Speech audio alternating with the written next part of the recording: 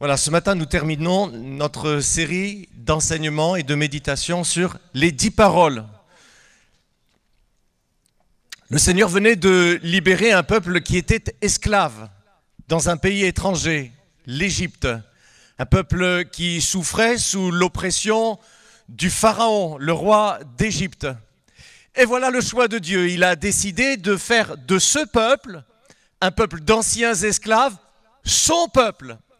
Le peuple dans lequel et par lequel il allait se révéler au monde entier. C'est extraordinaire. Un peuple à qui il allait révéler sa parole pour qu'ensuite elle soit diffusée au monde entier.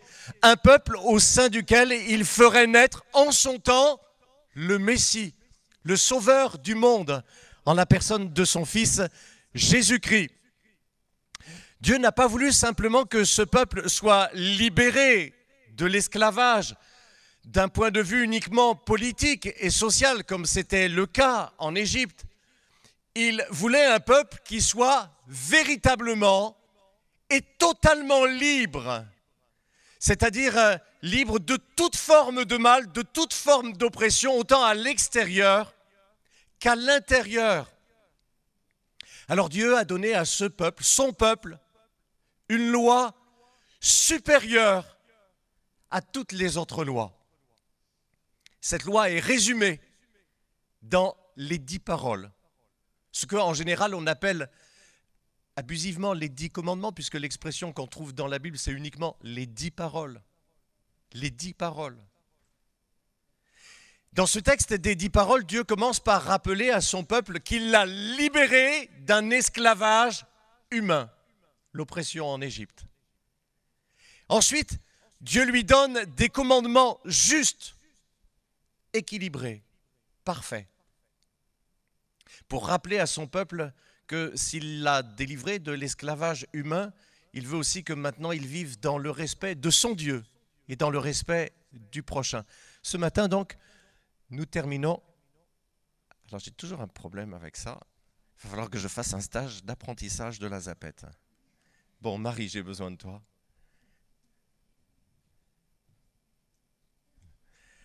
Je termine avec vous cette méditation sur les 10 paroles dans la lecture que nous faisons ensemble dans le livre de l'Exode au chapitre 20. Du coup, on va reprendre ce matin l'ensemble des 10 paroles, verset 1er jusqu'au verset 17.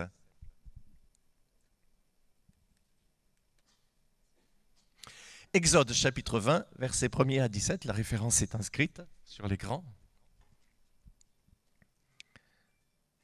Et nous terminons cette série de méditations ce matin, juste avant les vacances.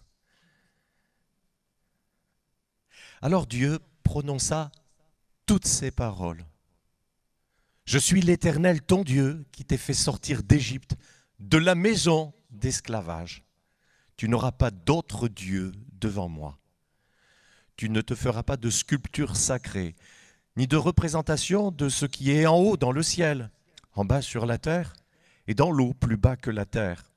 Tu ne te prosterneras pas devant elles et tu ne les serviras pas, car moi, l'Éternel, ton Dieu, je suis un Dieu jaloux. Je punis la faute des pères sur les enfants jusqu'à la 3e et la 4e génération de ceux qui me détestent, et j'agis avec bonté jusqu'à 1000 générations envers ceux qui m'aiment et qui respectent mes commandements. Tu n'utiliseras pas le nom de l'Éternel, ton Dieu, à la légère, car l'Éternel ne laissera pas impuni celui qui utilisera son nom à la légère. Souviens-toi de faire du jour du repos un jour saint. Pendant 6 jours, tu travailleras et tu feras tout ce que tu dois faire, mais le 7e jour est le jour du repos de l'Éternel, ton Dieu. Tu ne feras aucun travail, ni toi, ni ton fils, ni ta fille, ni ton esclave, ni ta servante, ni ton bétail, ni l'étranger qui habite chez toi. En effet, en 6 jours, l'Éternel a fait le ciel, la terre, la mer et tout ce qui s'y trouve, et il s'est reposé le 7e jour. Voilà pourquoi l'Éternel a béni le jour du repos et en a fait un jour saint. Honore ton père et ta mère, afin de vivre longtemps dans le pays que l'Éternel, ton Dieu, te donne. Tu ne commettras pas de meurtre, tu ne commettras pas d'adultère, tu ne commettras pas de vol, tu ne porteras pas de faux témoignages contre ton prochain. Tu ne convoiteras pas la maison de ton prochain, tu ne convoiteras pas la femme de ton prochain, ni son esclave, ni sa servante, ni son bœuf, ni son âne, ni quoi que ce soit qui lui appartienne. Gloire à Dieu. Amen. Je vous invite à vous recueillir avec moi. Nous plongeons maintenant nos regards dans ta parole qui est parfaite. Elle est une loi qui donne la liberté. Et en plongeant nos regards dans cette parole qui est esprit et vie, alors nous sommes miraculeusement transformés par l'action du Saint-Esprit. Mais quel grand privilège nous avons ce matin d'être dans la présence de Dieu et d'entendre sa parole. Aussi ce miracle, tu l'accomplis en nous. C'est extraordinaire. Nous te bénissons, tu me transformes ce matin et tu le fais pour chacun des bien-aimés qui écoutent ce message au nom de Jésus. Amen. Aujourd'hui donc nous méditons la 10e et dernière parole. Je la résume avec ces quelques mots qui la débutent. Tu ne convoiteras pas. J'ai donné comme titre à mon message la parole de la vraie liberté.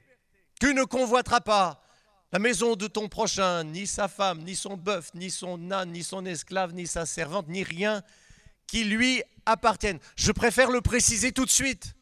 Il ne faudrait pas déduire de la formulation de la 10e parole la pensée que le texte ramènerait l'épouse au rang de propriété du mari comme son âne, son bœuf ou sa maison. En fait, l'énumération des exemples comme la maison, la femme, l'énumération de ces exemples est là pour illustrer le principe et le champ d'application de la convoitise, comme le montrent les mots, ni quoi que ce soit qui appartienne à ton prochain. Pour dire que cette liste nous donne des exemples, mais qu'elle n'est pas exhaustive. Et au fait, la parole s'adresse de la même manière à la femme. Tu ne convoiteras pas le mari de ta voisine. Par cette parole, donc, Dieu exprime son projet d'avoir un peuple vraiment libre. Pas seulement et pas juste libre de l'esclavage en Égypte, ce qui était déjà une chose merveilleuse, mais aussi libre de toute injustice qui le dominerait à l'intérieur de lui-même. En particulier, libre de la convoitise, parce que la convoitise aurait au fait de refaire à nouveau de lui un peuple esclave, esclave du mal en lui-même. Voilà ce que dit l'Écriture dans le livre du prophète Ésaïe, chapitre 42, verset 21. À cause de sa justice, l'Éternel a voulu rendre sa loi magnifique et sublime. Dieu a donné à Israël une loi grande et magnifique, au-dessus de toutes les autres lois.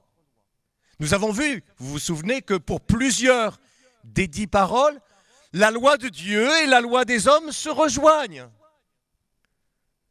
Un tribunal pourra juger et sanctionner le faux témoignage, le vol, le meurtre. Jusqu'à il y a encore peu de temps, l'adultère était considéré aux yeux de la loi comme une faute, puisque en cas de divorce, un adultère pouvait faire prononcer un divorce pour faute. Ce n'est plus le cas aujourd'hui. Mais vous ne trouverez sur terre aucun pays, aucune loi qui puisse dire « tu ne convoiteras pas ». Parce que toutes les autres lois se réfèrent à des actes visibles, observables. Tandis que cette loi-là, « tu ne convoiteras pas », s'applique à quelque chose qui, par définition, est caché à l'intérieur. Or, dans la Bible, Dieu dit « moi, Dieu, je sonde les reins et les cœurs ». Ce que la traduction en français courant rend ainsi « je vois jusqu'au fond du cœur, je perce le secret des consciences ». C'est là que la loi de Dieu prouve sa supériorité sur la loi des hommes, parce que la loi de Dieu juge de tout. Une loi humaine peut juger vos actes, parce qu'ils sont visibles, ils sont identifiables, donc on peut les sanctionner. D'ailleurs, une loi humaine peut même vous juger sur votre absence d'acte. Par exemple, non-assistance à personne en danger. Vous auriez dû intervenir pour sauver quelqu'un, mais vous ne l'avez pas fait. Une loi humaine peut même vous juger sur vos paroles. Injure. C'est passible de poursuite devant les tribunaux. Incitation à la haine raciale. Nier l'historicité d'un génocide, par exemple, on appelle ça le négationnisme. C'est un peu comme le reproduire en partie pour ceux qui en ont été victimes. Et la loi des hommes juge ces choses à juste raison. Enfin, la loi des hommes peut aller jusqu'à établir une distinction dans un acte en fonction de l'intention qui l'accompagnait ou pas. Un meurtre avec préméditation sera jugé, sanctionné plus sévèrement que le fait d'avoir causé la mort de quelqu'un sans intention de la donner, n'est-ce pas? Mais vous ne trouverez aucune loi dans aucun pays qui puisse juger un simple sentiment du cœur. Si, il y a la loi de notre Dieu. Sa loi nous ordonne également « tu ne convoiteras pas ». Rien de ce qui appartient à ton prochain. Ou encore, un autre exemple d'une loi qui s'applique aux sentiments secrets des cœurs, c'est Lévitique chapitre 19, verset 17. « Tu ne détesteras pas ton frère dans ton cœur. Tu veilleras à le reprendre et tu ne te chargeras pas ainsi d'un péché à cause de lui. » Aucun tribunal humain ne peut juger sur des sentiments, des émotions, des pensées, parce que tout ça leur échappe, évidemment. Le seul tribunal qui puisse juger de cela, c'est celui qui a pour juge le Dieu infini, le Dieu qui sait toutes choses, le Dieu omniscient. Le seul juge possible pour récompenser ou punir en fonction de cette loi qui va jusqu'à toucher, atteindre les secrets des cœurs, c'est la loi de celui qui juge même ce qui est caché. C'est Dieu dont la justice pèse tout, ce qui se voit, mais aussi ce que personne n'a vu, mais qui pourtant est là dans le cœur. Hébreux chapitre 4, verset 13 dit « Aucune créature n'est cachée devant lui, tout est nu et découvert aux yeux de celui à qui nous devrons rendre compte. » Paul dit encore dans Romains chapitre 2, verset 16, « C'est ce qui paraîtra le jour où, conformément à l'évangile que j'annonce, Dieu jugera par Jésus-Christ les actions secrètes des hommes. » La loi de Dieu est infiniment supérieure à la loi des hommes car elle juge jusque les réalités invisibles et secrètes. Souvent d'ailleurs, les réalités invisibles intérieures sont les réalités ultimes. On va en parler tout à l'heure, mais déjà la Bible dit Dieu regarde au cœur. Les hommes regardent aux apparences, Dieu regarde au cœur, parce que dans le cœur, il y a les réalités ultimes. D'ailleurs, du point de vue de Dieu, on l'a vu, hein, l'intention et l'acte sont dans le même sac. Dans l'adultère, par exemple, le meurtre. La loi de Dieu prouve aussi sa supériorité et sa perfection parce qu'elle s'attaque à la racine du mal. Alors elle est plus efficace que la loi française, que la loi anglaise ou américaine. Elle s'attaque à la racine du mal. Jésus dit, c'est du cœur que viennent, alors écoutez bien, d'abord les mauvaises pensées qui produisent ensuite les adultères, les meurtres, etc., etc. Toutes ces choses viennent du dedans et elles souillent l'homme. La parole de Dieu fait un diagnostic qui est exact. Et comme elle pose le bon diagnostic, elle peut apporter le bon remède et elle va jusqu'à la racine du mal. Elle est là, dans le cœur, à l'intérieur, cachée, mais bien réelle. Les péchés sont souvent commis en pensée avant d'être réalisés dans les faits. Il y a le fantasme et ensuite il y a le passage à l'acte. C'est ainsi que la convoitise est la mère de bien des péchés. Regardez, la jalousie amène, entre autres, la calomnie. La convoitise produit l'adultère. La cupidité conduit au vol, même au meurtre. Regardez, c'est la convoitise qui a fait commettre, que David a laissé pénétrer, prendre possession de son cœur. C'est la convoitise qui lui a fait commettre 3 autres péchés abominables. L'adultère, la dissimulation et le crime, pour finir. Ainsi, en nous interdisant la convoitise, tu peux m'aider? Voilà, très bien.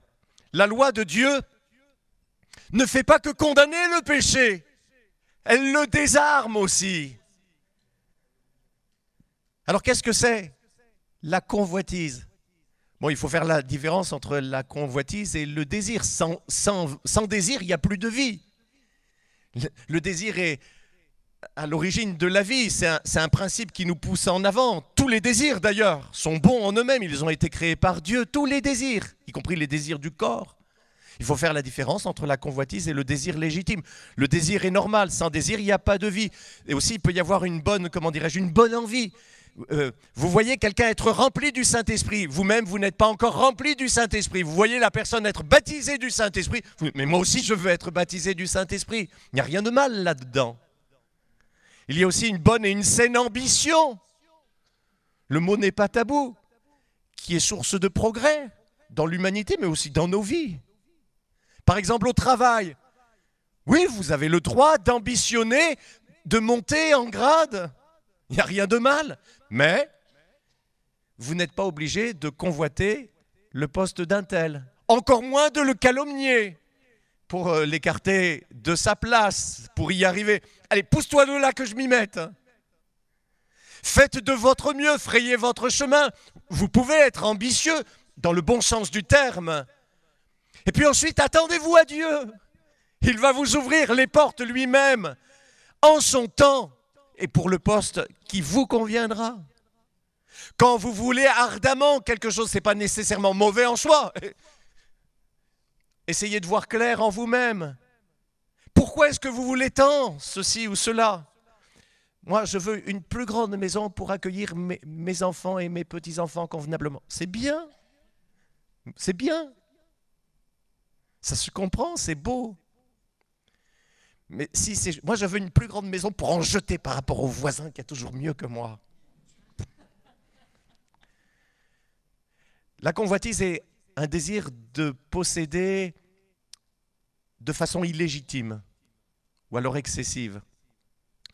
La convoitise prend la forme de la cupidité quand elle touche les biens matériels. D'accord ? La convoitise est une passion déréglée quand elle concerne une convoitise sexuelle ou même sentimentale, non légitime. Encore, l'envie se traduit par une tristesse éprouvée devant les biens des autres et le désir immodéré de nous les approprier. L'envie fait partie des œuvres de la chair, c'est-à-dire de ce que fait et ce que vit l'homme qui est livré à son propre état, comme le dit Paul dans l'Épître aux Galates au chapitre 5. La convoitise est aussi le fruit d'une comparaison malsaine avec notre prochain. Comme les petits dans les jardins d'enfants, ils seraient contents de leurs jouets s'ils ne voyaient pas le copain jouer avec un autre à côté. Et du coup, ils font un caprice, ils laissent leurs jouets et ils veulent prendre celui de l'autre. Ça commence à la crèche et les papis à la maison de retraite iront jusqu'à se chipper leurs cannes les uns aux autres. C'est pas possible. La convoitise, c'est ce mauvais penchant qui nous fait trouver l'herbe toujours plus verte dans le champ d'à côté que dans le nôtre. Le texte des 10 paroles que nous avons lu ensemble décrit la convoitise en l'exprimant par le moyen de transport de l'époque, son âne. Alors aujourd'hui, ce ne serait pas l'âne, ce serait... Voilà. Par son outil de travail, son bœuf. Par rapport à ses privilèges, sa femme, sa maison. La convoitise fonctionne par un mécanisme de séduction mensongère. Écoutez, Jacques décrit parfaitement le mécanisme de la convoitise. C'est écrit noir sur blanc, je vous le lis, c'est dans Jacques, chapitre 1er, verset 14. Un homme est tenté quand il est attiré et pris au piège par sa propre convoitise. Ensuite, la convoitise conçoit le péché. Et quand le péché a été consommé, il donne naissance à la mort. Jacques dit, un homme est pris au piège quand il a été attiré. Littéralement, le mot qui est utilisé dans le texte original, c'est quand il a été amorcé, comme le poisson qui mord à l'hameçon, quand il a été amorcé, pris au piège. Le poisson voit l'appât, le ver appétissant qui se balance comme ça dans l'eau. Mais il ne voit pas le piège, il ne voit pas le crochet, il voit que le ver. Et il ne voit pas non plus le fil invisible qui, dans un instant, va lui faire un voyage sans retour hors de l'eau, pris au piège. La traduction œcuménique de la Bible dit « une fois fécondée, la convoitise enfante le péché ». C'est-à-dire qu'il faut que notre volonté donne son accord. C'est notre volonté qui va féconder, qui va donner naissance au péché. Sans qu'on dise oui, il n'y aura pas de péché. Donc on peut être tenté sans tomber dans le piège de la convoitise. Mais c'est seulement si notre volonté se laisse amorcer, qu'on tombe dans le panneau. C'est elle seule qui fait naître le péché en nous. Notre volonté est comme le coq dans la basse-cour par lequel les œufs donneront des poussins. Le coq présent dans la basse-cour. Donc nous sommes responsables de nous-mêmes. Un exemple de convoitise. Les Israélites avaient gagné, grâce à Dieu, la première bataille pour entrer et conquérir la terre promise, Jéricho. Ils devaient juste consacrer cette victoire à Dieu pour dire cette victoire et toute la conquête qui suivra, c'est grâce à toi. Donc Dieu leur avait juste dit, vous ne prendrez pas de butin. Cette fois-là, les autres fois, oui, cette fois-là, vous ne prendrez pas le butin, vous ne toucherez à rien, vous allez tout détruire, vous allez tout me consacrer pour dire que c'est moi qui vous donne ce pays. Ce n'était pas compliqué, ce n'était pas difficile. Mais un homme du peuple d'Israël, Akan, n'a pas été assez patient, n'a pas été assez confiant en Dieu pour respecter cet ordre simple et minimum. Voilà ce qu'il a dit quand son péché sera découvert. J'ai vu, là dans le butin, un manteau de Mésopotamie, d'une beauté rare. Il y avait aussi 200 pièces d'argent et un lingot d'or. Je les ai vus, j'en ai eu envie, je les ai pris. Je les ai vus, j'en ai eu envie, je les ai pris. Il décrit parfaitement le processus qui l'a conduit à sa perte et à son jugement. Je les ai vus, la convoitise passe souvent par un regard. Si nous nourrissons la convoitise avec des images,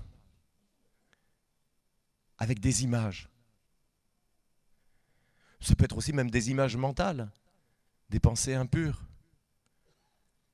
J'ai vu, elle nous emportera à coup sûr.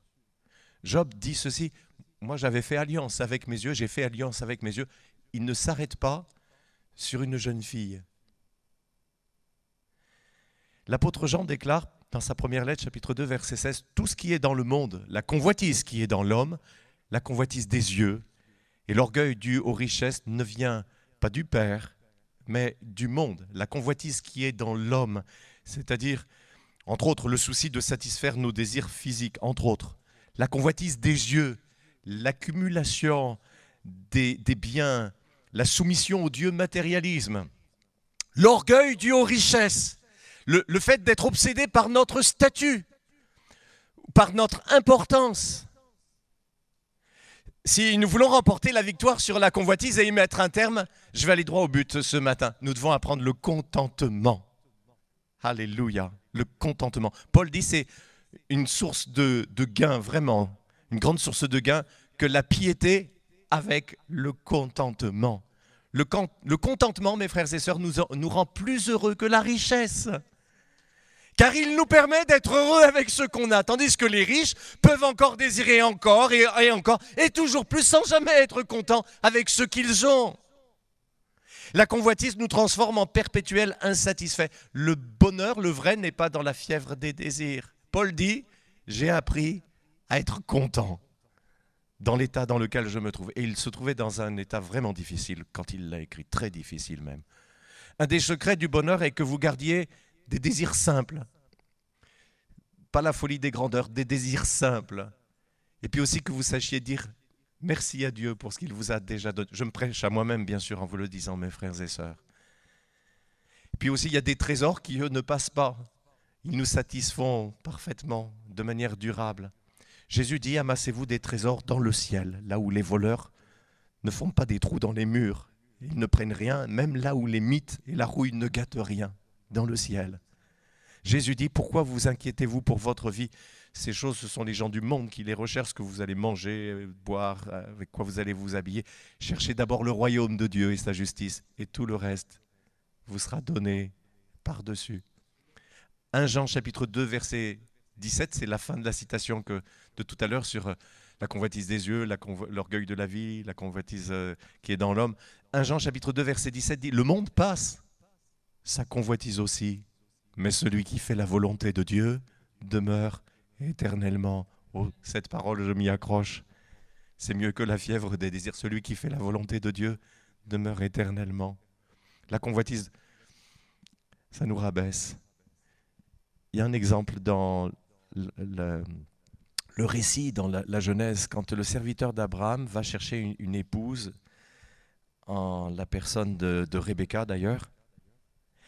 Donc il arrive dans le village où habite Rebecca, il ne sait pas qu'il y a cette jeune femme, il ne sait pas qu'elle s'appelle Rebecca, mais donc il va la rencontrer et il nous a dit qu'il vient avec les richesses de son maître. Il a des chameaux avec beaucoup de cadeaux, il a de l'or, il a des bijoux magnifiques.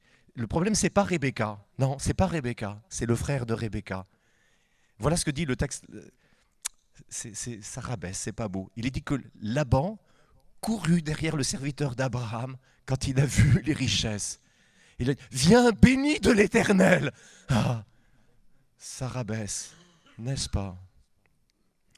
Le serviteur du prophète Élisée, Géasi, ah non, il n'était pas à l'image de son maître. Élisée est l'instrument de Dieu pour une guérison extraordinaire d'un non-juif, en la personne de Naaman, le Syrien. Naaman, le général syrien, veut récompenser Élisée. Allez, tu repars comme tu es venu, je ne prendrai rien de tout cela. C'est Dieu qui guérit. Naaman, le Syrien, repart. Élisée repart dans sa maison. Géasi reste comme ça. C'est pas possible. Le Syrien est venu avec toutes ses richesses et mon maître n'a rien pris. Il lui court après. Il lui court après. Mon maître Élisée te fait dire, voilà, il y a deux jeunes prophètes qui viennent d'arriver, alors s'il te plaît, est-ce que tu pourrais donner pour eux 2 vêtements de rechange et puis 30 kilos d'argent? 30 kilos d'argent. Et Naaman dit, mais prends 60 kilos d'argent et puis des vêtements de rechange. Géasi va mettre cela dans sa maison, puis il retourne se présenter devant Élisée. Où est-ce que tu étais, Géasi? Ah ben j'étais nulle part, j'étais chez moi. Géasi, est-ce que c'est le moment? Est-ce que c'est le moment de prendre de l'argent? Pour toi, c'est le moment? La lèpre de Naaman s'attachera à toi et à ta descendance pour toujours.